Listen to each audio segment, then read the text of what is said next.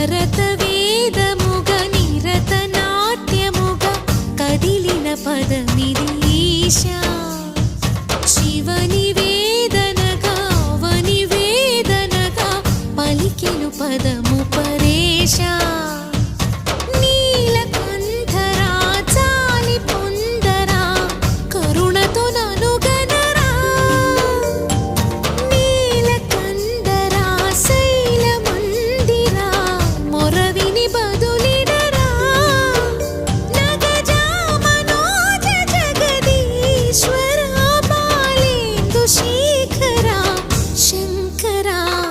భరతవేదముగ నిరతనాట్యముగ కదిలిన పదమిది ఈశా